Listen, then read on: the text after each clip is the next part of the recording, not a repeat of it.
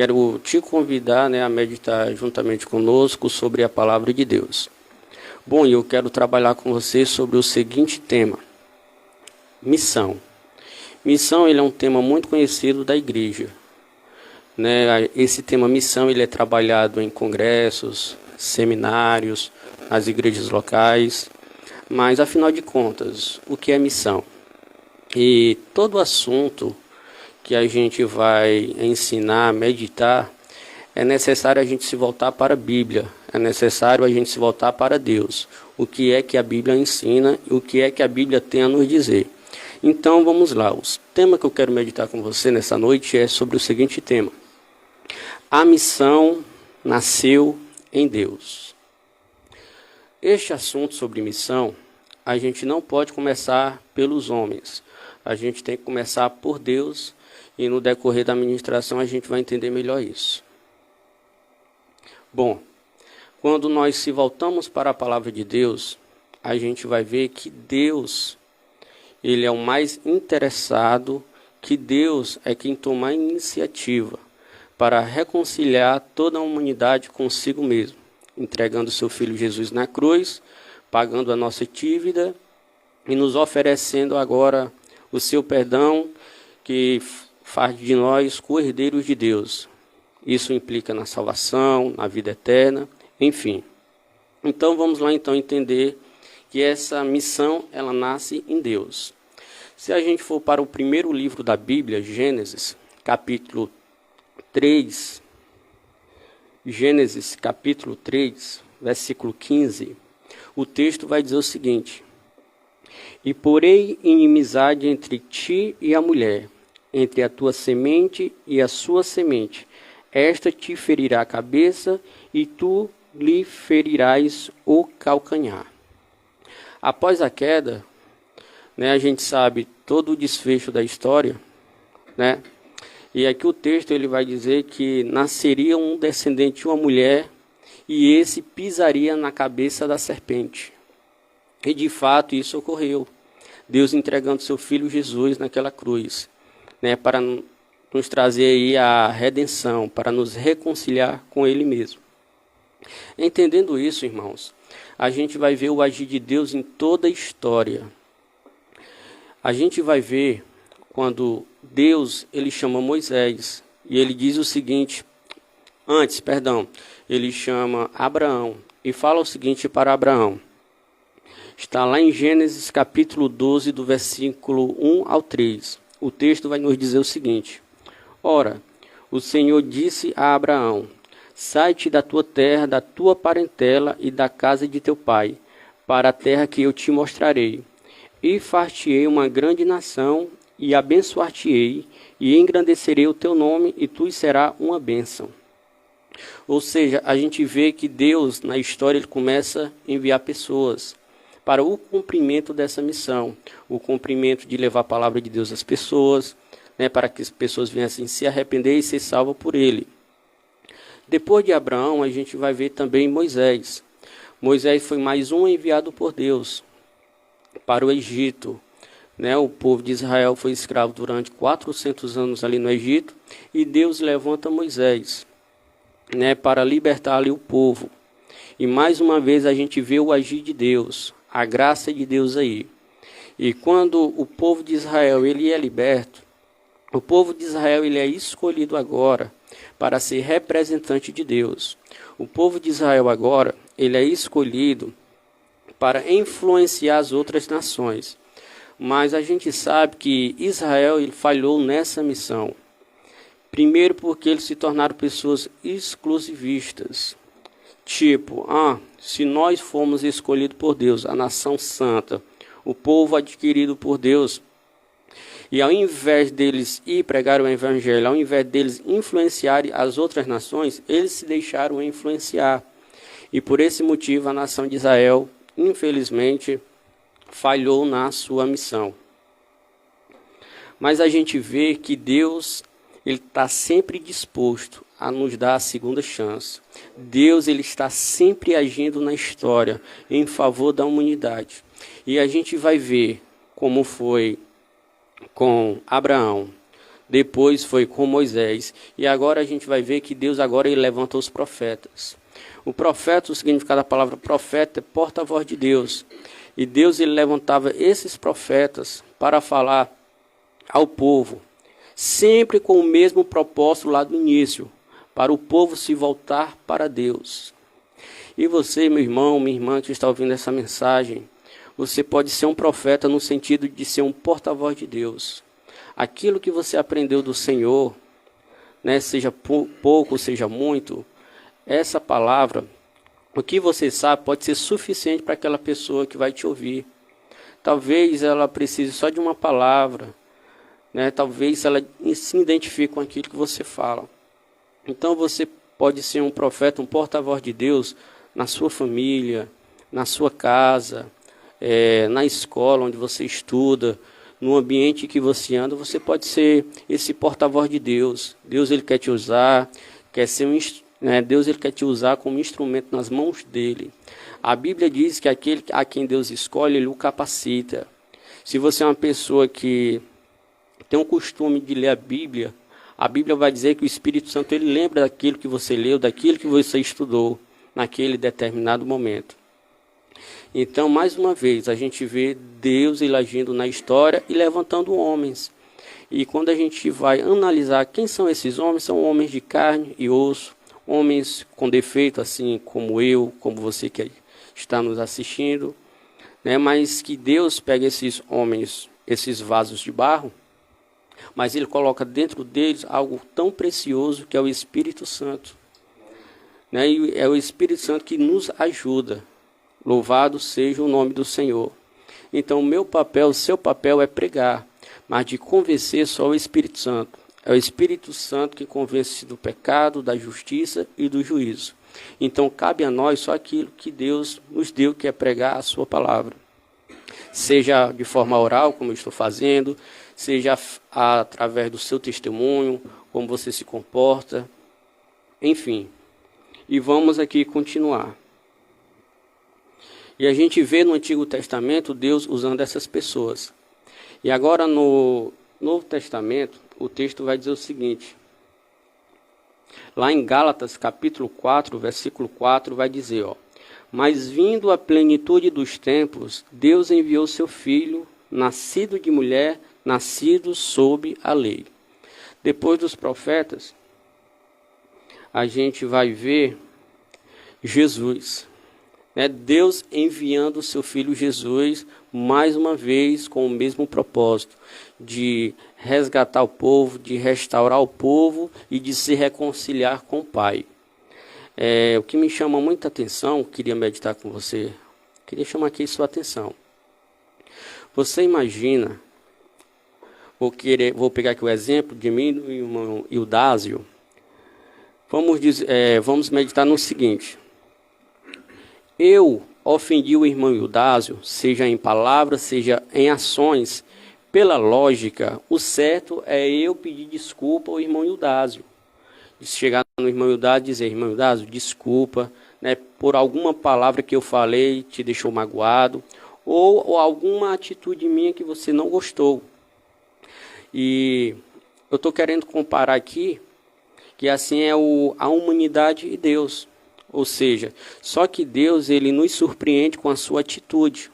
O ofendido aqui é Deus e o ofensor somos nós. Mas Deus ele nos surpreende com a sua atitude. É Ele quem toma a iniciativa, é Ele quem vem ao nosso encontro. Ele abre mão da sua razão. Qual era a sua razão? Segundo o nosso pecado, a gente merecia o quê? A morte e a condenação eterna. Mas o Senhor, pelo seu infinito amor, Ele toma essa iniciativa, entregando o seu Filho para que o seu Filho trocasse de lugar comigo e com você. Isaías capítulo 53 vai dizer que o Senhor tomou para si todas as nossas dores, todos os nossos pecados, para que a gente viesse ter paz hoje. E isso é graça de Deus na nossa vida, isso é graça de Deus. Então vamos continuar, irmãos.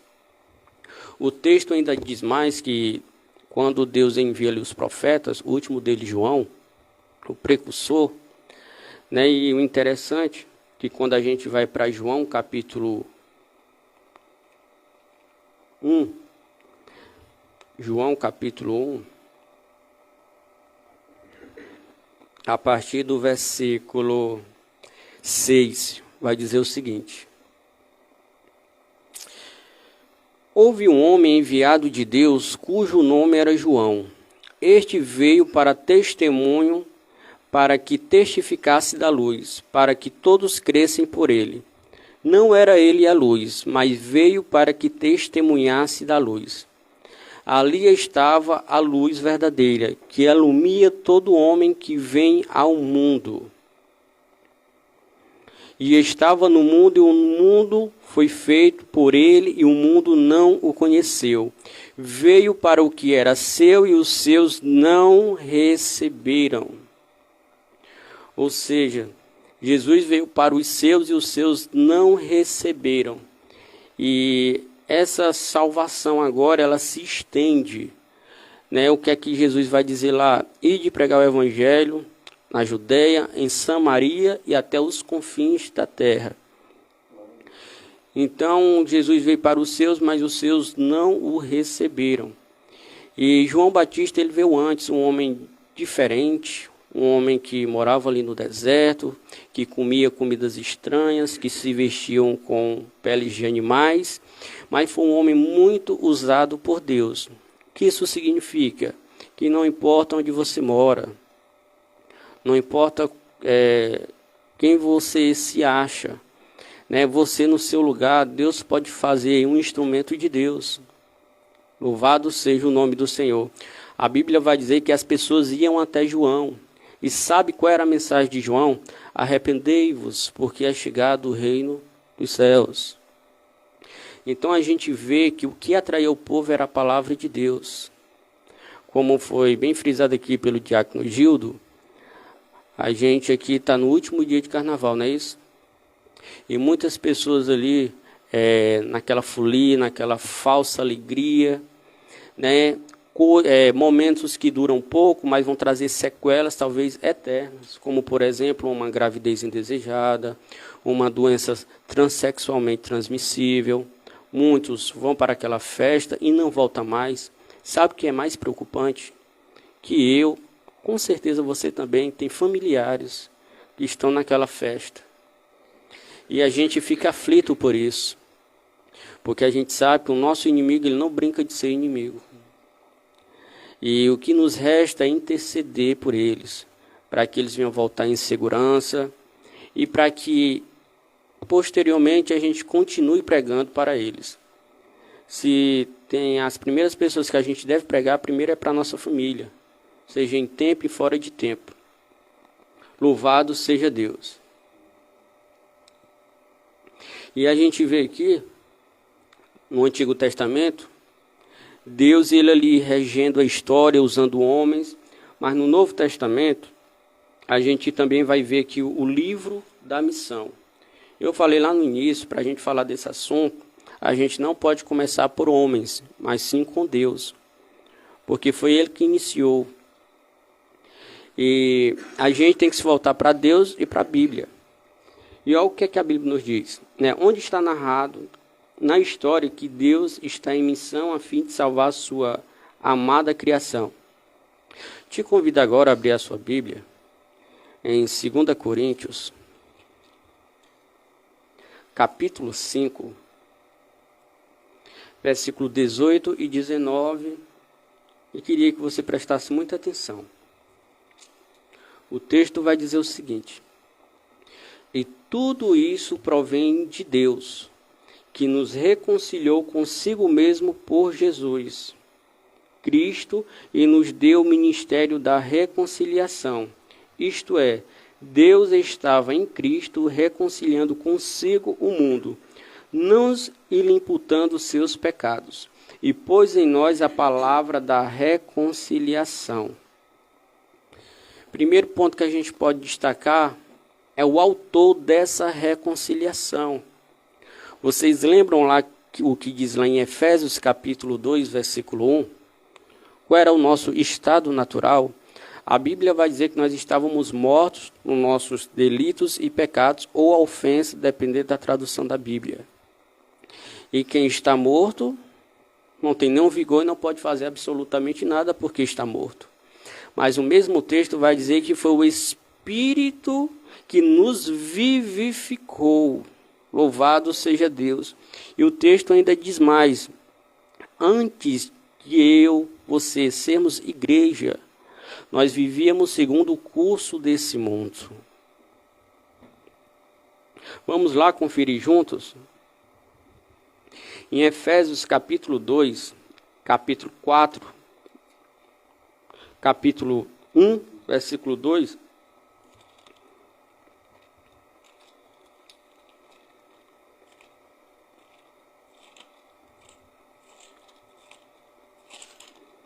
Para ganharmos tempo aqui, vai dizer o seguinte: mas Deus, que é riquíssimo em misericórdia, pelo seu amor com quem nos amou, estando nós ainda mortos em nossas ofensas, nos vivificou juntamente com Cristo. Pela graça sois salvos, porque pela graça sois salvos, por meio da fé. Isto não vem de vós, é dom de Deus. Não vem das obras, para que nenhum homem se glorie. Outro ponto interessante. Em 1 João capítulo 4, versículo 19, vai dizer que nós amamos porque ele nos amou primeiro. Então, esses dois textos aqui que eu citei, a gente vê que o homem ele não tem nenhum mérito. Todo mérito é de Deus. É Deus quem vem ao nosso encontro, ele abre mão da sua razão, nos oferecendo perdão, entregando o seu filho. E ainda mais, tem pessoas que dizem o seguinte: eu voltei para a igreja pela dor, né? Existe um ditado, eu voltei para a igreja pelo amor ou pela dor. Mas quando a gente se volta para a Bíblia diz que a gente não sabe o que é amor sem Cristo. Olha o que vai dizer lá em Romanos capítulo 5, versículo 5, parte B. Porque Deus derramou o seu amor em nossos corações, por meio do Espírito Santo que ele nos concedeu. Ou seja, antes de nós conhecermos a Cristo, a gente não conhece o que é amor. A gente vivia segundo o curso desse mundo. E a nossa natureza natural é pecaminosa, né? A nossa carne ela tem inclinação para fazer o que é mal. Ou seja, o Espírito Santo ele agiu na minha vida, na sua vida, nos regenerando. Uma das funções do Espírito Santo, né, nos convencer do pecado, da justiça e do juízo. Foi isso que aconteceu na minha vida e na sua vida. É a partir daí que eu e você passamos agora a ser igreja. Louvado seja Deus. E agora, irmãos, a gente vê que tudo começou em Deus, mas Deus ele nos confia agora o ministério da reconciliação. Sabe o que isso significa? Isso é uma responsabilidade muito grande e também uma honra. Porque ele escolheu a igreja como seu representante. Eu e você, como eu falei antes, vasos de barro, com muitos defeitos, mas foi eu e você que Deus escolheu. E o texto vai dizer lá em 1 Coríntios, 2 Coríntios,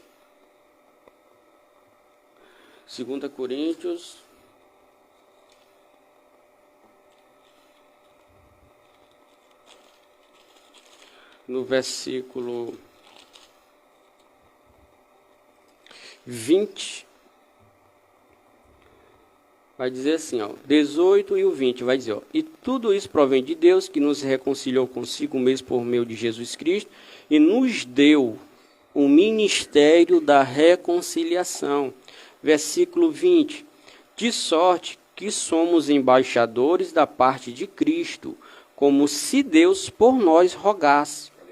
Rogamo-vos, pois, da parte de Cristo, que vos reconcilieis com Deus.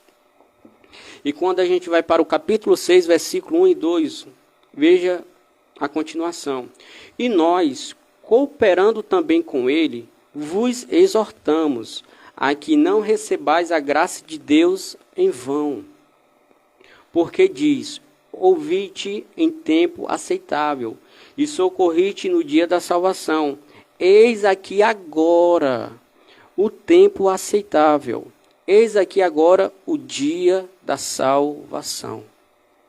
Louvado seja o nome do Senhor. Então, irmãos, como volto aqui a dizer, Deus ele nos confia. Deus ele nos dá esse privilégio agora de ser seus embaixadores, de agora proclamar a sua palavra. Mas a gente não pode aqui inverter os papéis. Porque a primeira missão da igreja não é evangelizar, não é proclamar. Talvez você tenha ficado aí assustado, né? Porque eu estou afirmando uma coisa muito delicada, né? A primeira da missão não é isso, é evangelizar, proclamar. A primeira missão da igreja é adorar a Deus e submeter a sua palavra.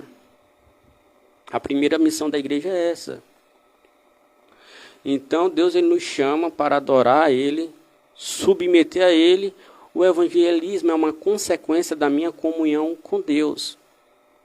Vamos imaginar um vaso e todos os dias você coloca uma porção de água naquele vaso. Comparando aqui a leitura diária da Bíblia. Vai chegar um tempo que aquele vaso ele vai o que? Transbordar. E o que é que as pessoas falam? A gente só fala daquilo que o nosso coração está cheio. Se você é aquela pessoa que está em comunhão com Deus através da leitura diária da Bíblia, né? Você é uma pessoa de oração, você é aquela pessoa que consagra a sua vida a Deus. O evangelismo, falar de Deus para a pessoa, é só um reflexo da sua comunhão pessoal com Deus. Porque às vezes a gente inverte o papel, às vezes a gente faz por religiosidade. O irmão me chamou, eu vou. Mas é aquele irmão que não tem aquela comunhão pessoal com Deus. Então nosso papel maior, né, fundamental, é a nossa comunhão pessoal com Deus. E na medida que a gente vai fazendo isso, a gente vai se enchendo de Deus. Vocês lembram lá em Atos capítulo 2, que os discípulos já queriam ir evangelizar, já queriam sair. O que é que o Senhor diz? Não, fiquem aqui no templo, que até que do alto vocês sejam que revestidos. Depois que eles foram revestidos, né? Lá eles pregaram e a gente viu ali o resultado.